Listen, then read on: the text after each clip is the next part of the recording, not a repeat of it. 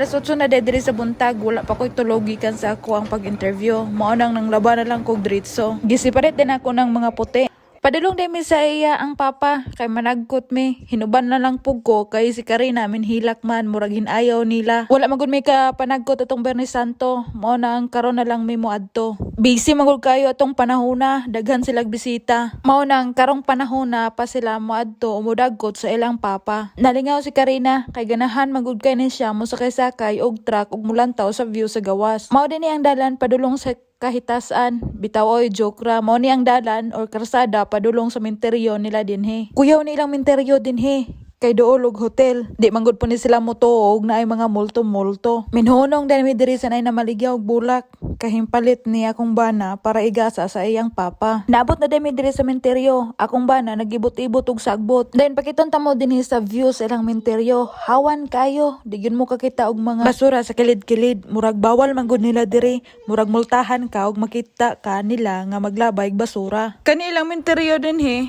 dool pud og mga balay, silingan sila ba. Nya pauli na demi mga bagayot, pakiton ta mo dinhi sa amo ang tunaan nga kanunay namong maagian.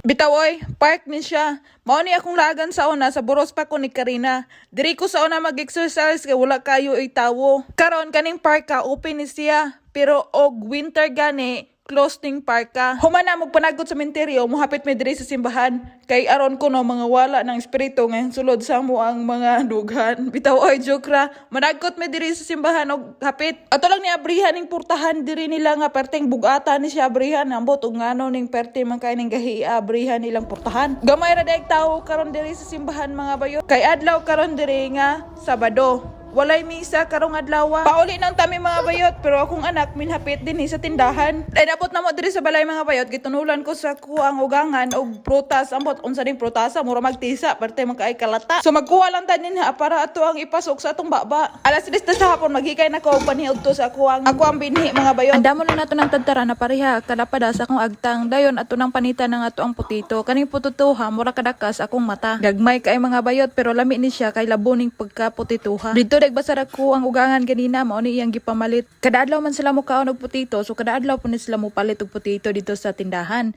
Ato na slice na dira ng ato ang putito mga bayot, isunod na to ni ato ang carrot, then isulod na to ni ang ato ang atsal. Kaning atsal dili ni siya halang, din sunod na to atong broccoli mga bayot dayon.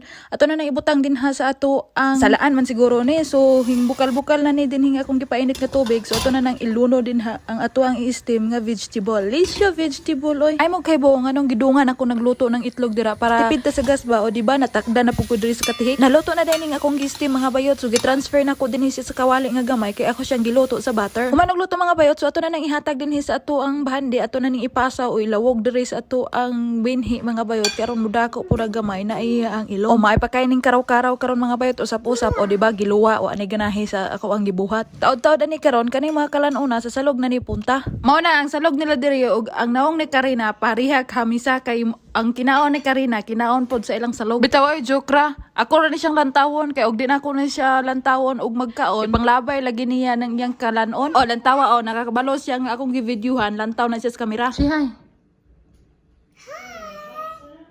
You see we eat. What you eat? You see egg. Broccoli. Carrots. Potato. Ug atsal. Very good. You see, let's eat. You see, mga na ta. Nchi. Si mga na ta.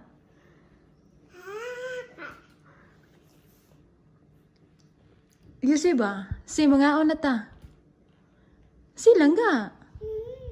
Yes. Oh, mga na ta. Nagikumot-kumot na.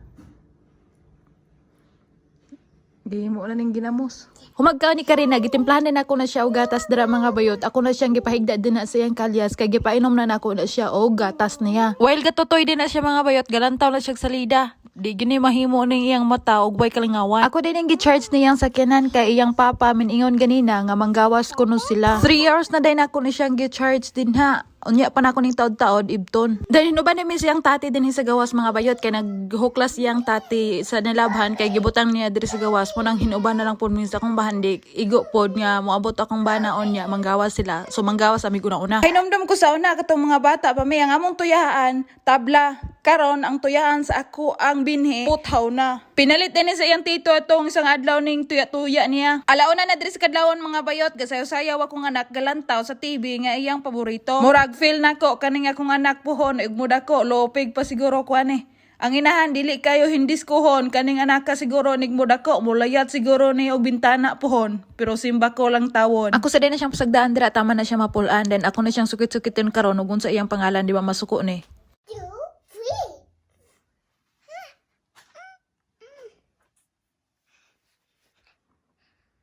Say hi. Hi, You say how are you? how are you? Ha, good. I'm good. What is your name? What is your name?